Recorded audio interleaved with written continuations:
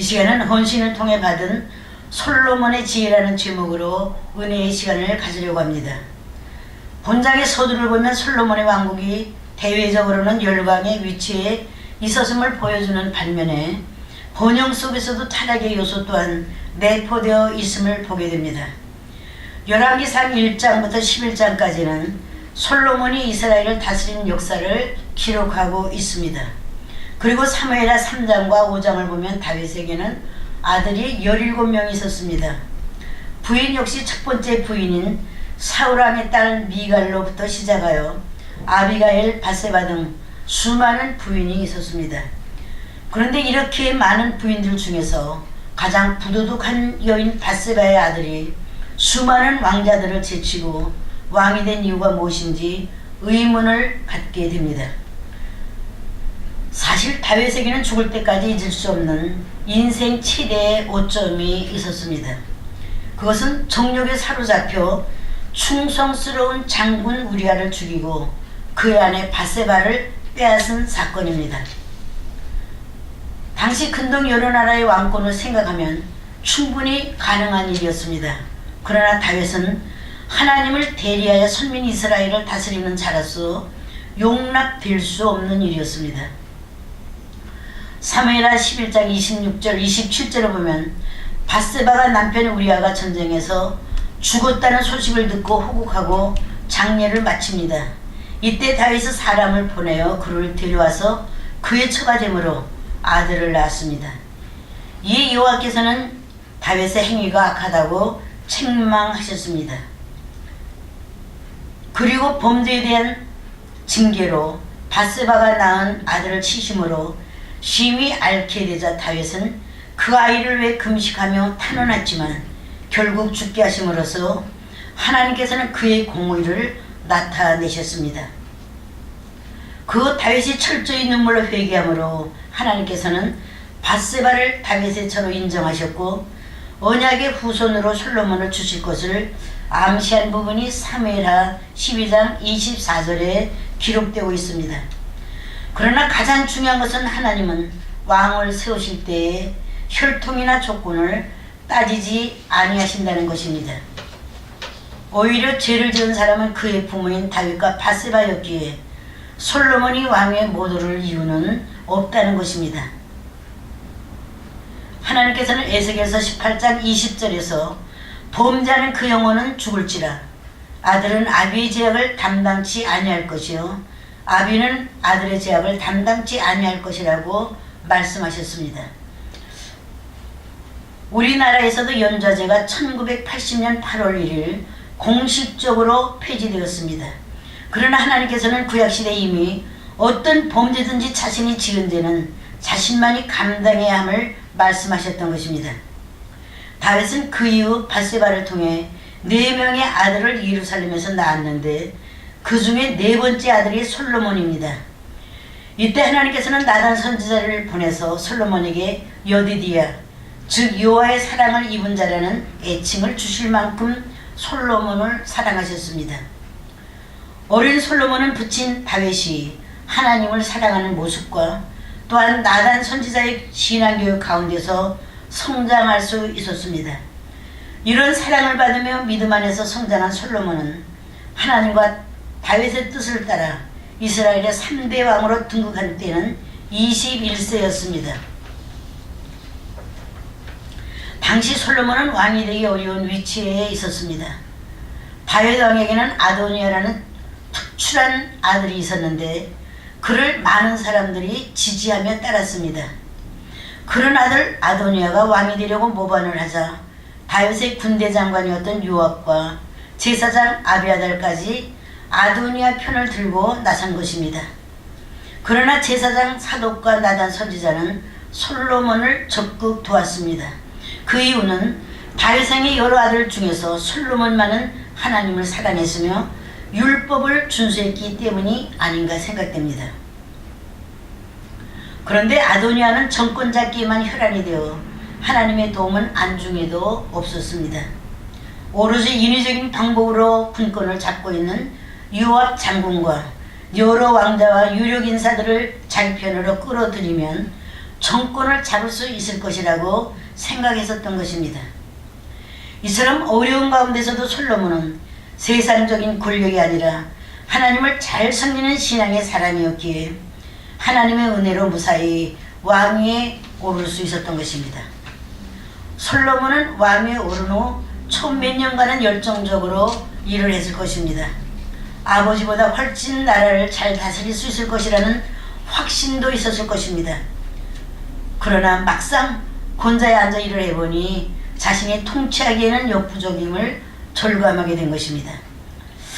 이에 그는 국가의 흥망성쇠를 주관하시는 하나님의 도우심을 구하기 위해서 헌신을 의미하는 번제를 드리게 된 것입니다. 번제를 드린 그 자체 또한 솔로몬의 신앙의 지혜라 하겠습니다. 솔로몬은 왕이 된 후 먼저 3절을 보면 여호와를 사랑하고 그 붙인 다윗의 법들을 행하되 오히려 산당에서 제사하며 분향했다고 했습니다. 그런데 솔로몬이 산당에서 제사 분향한 일은 오히려 초기 통치의 영적인 결함이 된다고 많은 사람들이 지적합니다. 그러나 그 당시에는 솔로몬 성전이 세워지기 전이었기 때문에 임금이나 일반 민중은 아직 산당에서 제사를 드렸습니다. 레위기 17장 3절로 5절을 보면 그때에 드린 제사가 율법 제정과 위반은 되지만 하나님께서 실로의 성막을 버리시는 동안 그리고 성전이 완공되기 전까지는 그대로 용납되어 왔기 때문입니다. 솔로몬의 제사가 온전치는 못했으나 그는 하나님께로부터 복을 받았으며 부유해지고 형통하게 되었습니다. 여기서 우리에게 교훈을 주는 것은 하나님께서는 그가 사랑하는 자가 불완전해도 연약해도 그가 무지해도 마음의 중심을 보시고 사랑한다는 것입니다. 본문 1절을 보면 솔로몬이 바로의 딸과 결혼한 내용도 기록되어 있습니다. 창세기나 민수기를 보면 요셉이나 모세에게도 그런 전례가 있었습니다. 신명기에서도 성민 이스라엘은 전쟁에서 포로된 이방 여인을 아내로 취할 수는 있었습니다. 다만 우상 숭배와 직결된 가나안 여인과의 혼인만은 금했던 것입니다. 이외에 이방 여자도 개종하지 않는 한 이스라엘 사람이 취할 수는 없었습니다. 그러나 솔로몬은 율법을 충실히 지켰기 때문에 애국 공주와의 결혼은 이스라엘의 종교로 개종하는 조건으로 결혼을 했을 것입니다.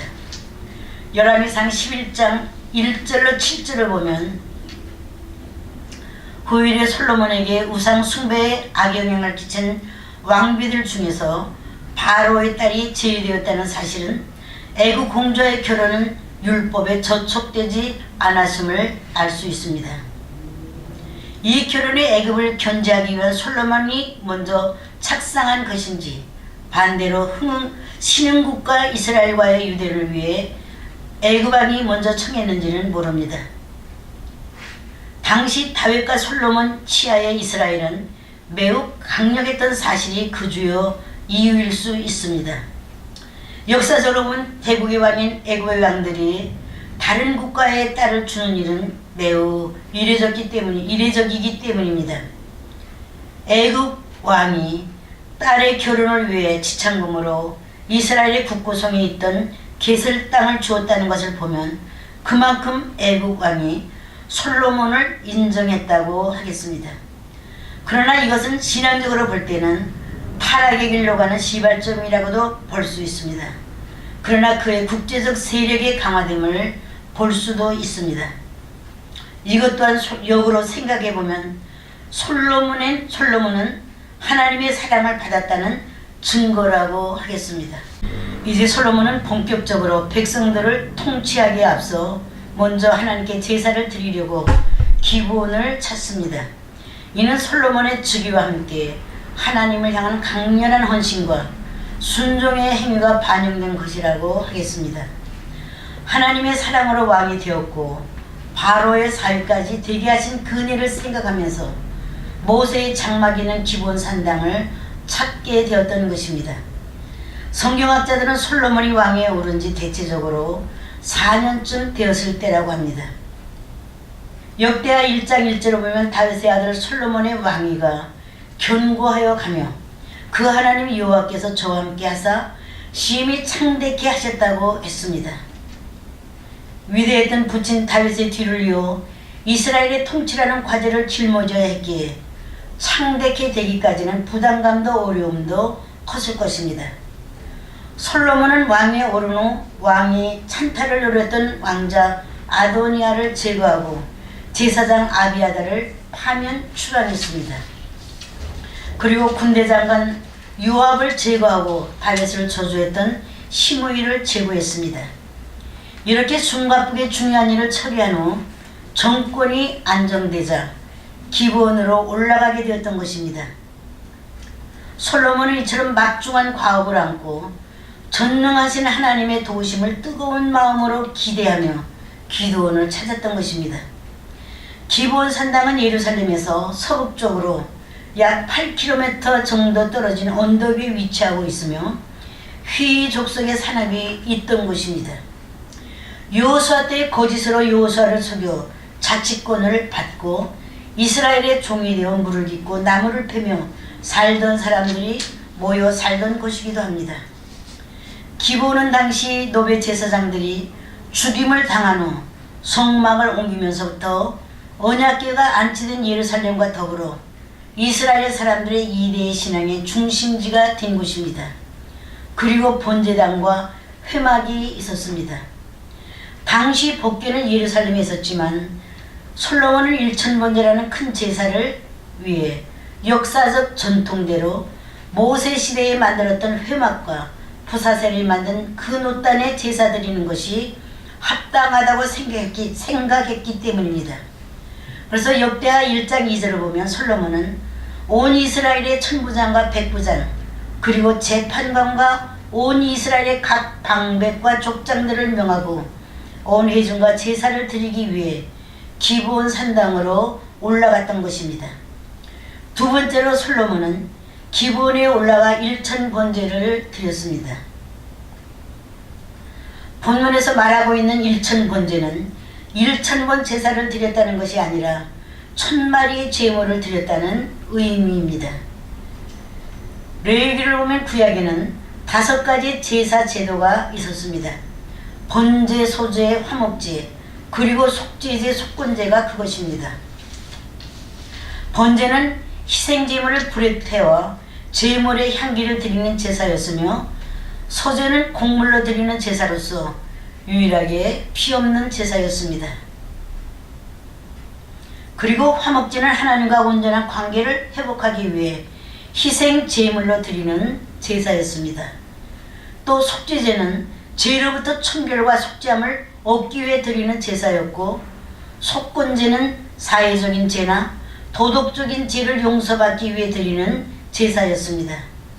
그런데 솔로몬이 5가지 제사 중에 유독 번제를 드린 것은 먼저 하나님께 속죄를 통해 정결하기를 원했던 것입니다. 그뿐만 아니라 하나님께 헌신하며 하나님의 뜻대로 순종하며 살아갈 것을 결심하는 신앙의 표현이었던 것입니다. 이 제사 제물들을 모두 드리는 데는 저희 하몬드는 최소 7일 또는 8일이 소요된다고 보았습니다. 1000번제는 하나님을 이스라엘의 진정한 왕으로 믿고 모시는 솔로몬과 백성들의 신앙 고백의 행위였던 것입니다. 역대하 1장 5절 6절을 보면 솔로몬은 회중과 더불어 노단으로 나아가 그 위에 제물을 놓고 1000 희생 번제를 드렸습니다. 노단이 1000마리의 각을 뜬 희생 제물을 동시에 올려놓고 제사를 드릴 수는 없었기에 수일이 걸렸던 것으로 보입니다. 솔로몬이 번제를 사적으로 드리지 않고 회중과 함께 드렸다는 것은 범국가적인 행사로 솔로몬 왕정이 갖는 종교적 성격을 띠고 있다고 하겠습니다. 하나님 앞에서 왕과 회중이 속죄와 헌신을 맹세하고 이스라엘 백성들을 솔로몬과 함께 여호와의 언약에 동참함을 보여주고 있는 것입니다. 정치적으로는 이스라엘이 솔로몬을 중심으로 화합하게 됨을 보여주며 솔로몬 왕정의 혼란기를 지나 이제 정치적 안정권에 돌입했음을 나타내 보여주는 것입니다. 이는 하나님의 나라와 그의 의를 위해 드리는 책임 있는 행위였으며 신정국가의 왕으로 합당한 행위였다고 하겠습니다. 1절을 보면 솔로몬은 이미 많은 재물을 썼습니다. 결혼도 하고 성곽도 쌓았습니다. 그리고 1,000마리의 재물을 최고품으로 드린다는 것은 상당한 부담이 됐을 것입니다. 아직 왕권도 확실히 서지 못했습니다. 그럼에도 하나님께 최선을 다해 드렸습니다. 이는 대업을 시작하기 전 먼저 하나님께 속죄하며 헌신을 위해 번제를 드리기로 했던 것입니다. 속죄제를 위해 바쳐진 2마리의 비둘기는 각각 속죄제와 번제제물로 바쳐졌기 때문입니다. 이것이 솔로몬이 1,000번제를 드린 의미, 즉 속죄와 헌신으로 우리가 알고 있는 솔로몬이 복을 받은 비결인 것입니다. 시편 39편 7절을 보면 다윗은 주여 내가 무엇을 바라리요 나의 소망은 주께 있나이다. 다윗은 지금까지 상령으로부터 돌파구를 찾는다는 의미로 분명한 방향 전환으로 자기는 연약한 존재이며 죄인에게 소망을 하나님께 두었다는 것입니다. 그의 아들인 솔로몬 역시 동일한 심정으로 하나님을 찾게 된 것이 아니겠습니까? 소망을 하나님께 두는 사람은 진취적이고 미래지향적이며 발전적이기에 새 소망을 갖게 되고 그것은 결국 열매를 맺게 되는 것입니다. 시편 126편 5절로 6절을 보면 눈물을 흘리며 씨를 뿌리는 자는 기쁨으로 거두리로다. 울며 씨를 뿌리려 나가는 자는 정령 기쁨으로 구단을 가지고 돌아오리로다. 이처럼 지혜로운 사람은 눈물로 씨를 뿌리며 기쁨으로 단을 거둡니다. 그러나 뿌리지도 않고 거두려는 사람처럼 어리석은 일은 없을 것입니다. 구약시대에는 사람을 번제로 드릴 수 없었기에 사람 대신 흠없고 일련된 수컷으로 드렸습니다. 수송아지나 수양이나 수염소 혹은 비둘기를 드렸습니다. 그러나 예수 그리스도께서 나의 죄를 대신하여 십자가의 속죄의 제물이 되심으로 이제는 짐승을 잡아 드리는 일은 없어졌습니다. 그런데 시편 51편 17절을 보면 하나님의 구하시는 제사는 상한 심령이라 하나님이여 상하고 통회하는 마음을 주께서 멸시치 아니하시리라고 말씀하셨습니다. 그러므로 성도 여러분도 정성껏 상한 심령을 하나님께 번제의 제물로 드리시기를 바랍니다. 그럴 때 하나님께서는 기뻐 흠양하시고 이 어려운 세상을 넉넉히 이겨나갈 수 있도록 지혜를 주시리라 믿습니다. 끝으로 하나님께서는 1,000번제를 받으시고 전무후무한 복으로 응답해 주셨습니다. 1,000번 제사를 기쁘게 받으신 하나님께서는 기브온에서 밤에 솔로몬의 꿈에 나타나셔서 내가 너에게 무엇을 줄고 너는 구하라고 하셨습니다. 이 솔로몬은 열왕기상 3장 7절로 9절에서 나의 하나님 여호와여 주께서 종으로 종의 아비 다윗을 대신하여 왕이 되게 하셨사오나 종은 작은 아이라 출입할 줄을 알지 못하고 주의 빼진 백성 가운데 있나이다. 저희는 큰 백성이라 수요가 많아서 셀 수도 없고 기록할 수도 없사오니 9절에서 누가 주의 이 많은 백성을 재판할 수 있사오리까. 지혜로운 마음을 종에게 주사 주의 백성을 판단하여 선악을 분별하게 하옵소서. 그의 나이 20세가량 되었을 때에 그가 이렇게 자기의 부족함을 깨닫게 된 것이 지혜인 것입니다. 구약시대의 이러한 꿈은 인간 내면의 사고작용과 감각을 통해 하나님께서 당신의 뜻을 인간에게 전달하는 계시의 방편이셨습니다. 솔로몬은 분명하고 독특한 직감력으로서 그의 미래의 생애에서 부딪히게 될 모든 상황 가운데서 하나님의 뜻을 알기 위해 지혜용을 구했던 것입니다. 왜냐하면 그것이 유일한 선이요 간구해야 할 최고의 것이었기 때문입니다. 누군가에게 예상 밖의 질문을 받게 된다면 대답하는 사람은 평소의 생각을 말할 수밖에 없습니다. 평소에 나라를 잘 다스리려고 백성들의 안위를 걱정했던 솔로몬이었기에 어느 때라도 하나님께서 물으시면 지혜를 구했을 것입니다. 지혜로운 마음을 구하는 그 자체가 솔로몬의 평상시의 고민이요 생각이라는 것을 증명해 줍니다. 그러면 솔로몬이 구한 지혜의 마음이란 무엇입니까? 히브리 원어대로 번역하면 듣는 마음입니다. 듣다는 동사로 복종하다는 뜻이 있기에 종교 개혁자 루터는 이 부분을 순종하는 마음이라고 번역했습니다. 솔로몬은 하나님의 말씀을 잘 듣고 순종하는 사람이 되기를 원했던 것입니다. 그는 개인주의적 동기로 장수나 재물의 부여를 구하지 아니하고 이스라엘을 다스리는데 유익한 지혜를 구한 것입니다. 이것이 솔로몬이 위대하다는 것입니다. 이 하나님께서는 그 말씀이 주의 마음에 맞는다고 하시면서 11절로 13절의 말씀을 보면 자기를 위하여 수도 부도 구하지 않고 자기의 원수의 생명 멸하기도 구하지 아니하고 오직 송사를 듣고 분별하는 지혜를 구했기에 내 평생의 요람 중에 너와 같은 자가 없을 것이라고 하시면서 넘치는 복을 부어 주셨습니다. 일천번제를 통해 하나님으로부터 지혜와 총명과 부와 영광을 받게 되므로 솔로몬은 삶의 전환기를 맞게 되었습니다. 여기서 우리는 솔로몬 왕국이 이스라엘의 역사상 전무후무한 번영을 누렸던 비결을 발견케 됩니다. 하나님께서 주시는 지혜와 총명은 인간의 노력으로 얻어지는 지식과 차원이 다르기 때문입니다. 영국의 국왕 윌리엄 4세가 죽던 날 밤 궁중에서는 한 처녀가 여왕으로 추대가 되었습니다. 그녀가 바로 빅토리아 여왕입니다. 그는 64년 동안 왕위에 있었습니다.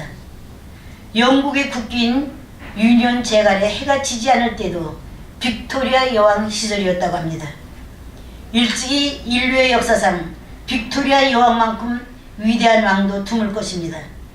그녀는 자신이 왕이 되었다는 소식을 듣자마자 즉시 무릎을 꿇고 잠시도 떼어놓지 않고 품에 안고 있던 성경책을 품에서 꺼내 땅에 놓고 성경에 손을 얹고 기도를 드렸습니다. 주여, 내가 여왕이 되면 하나님의 말씀대로 정치를 하게 도와주시옵소서. 빅토리아 여왕은 모든 것을 하나님의 말씀 속에서 지혜를 얻어 해결했고 기도로 정치를 했습니다.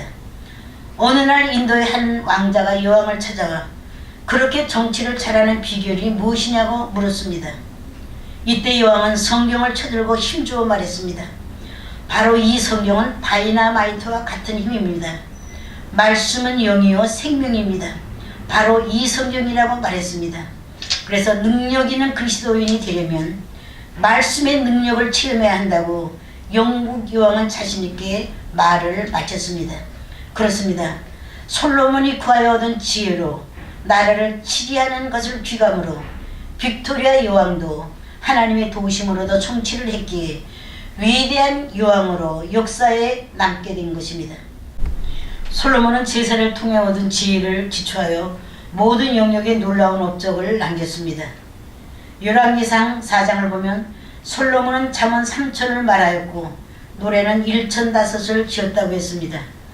또 초목을 논했으며 네바는 배경역으로부터 밤에 나는 우슬초까지 그리고 짐승과 새와 기어다니는 것과 물고기를 논했다고 했습니다. 34절을 보면 사람들이 솔로몬의 지혜를 들으려고 왔으니 이는 그의 지혜의 소문을 들은 천하 모든 왕들이 보낸 자들이었다고 했습니다. 시청자 여러분, 이 시간 솔로몬의 업적을 살펴보면서 마음 깊이 무엇인지 모르는 뜨거운 소망이 꿈틀거림이 느껴지지는 않으셨는지요? 오늘의 현실은 전반적으로 너무도 힘들고 어렵습니다. 그러나 절망하지 마시고 말씀 속에서 자유함을 얻어 승리하시기를 바랍니다. 너희 중에 누구든지 지혜가 부족하거든 모든 사람에게 후히 주시고 꾸짖지 아니하시는 하나님께 구하라. 그리하면 주시리라고 하신 야고보서 1장 말씀을 소망 중에 부여잡고 부르짖어 솔로몬처럼 복의 복을 받는 체험 있는 삶이 되시기를 주의 이름으로 축원합니다.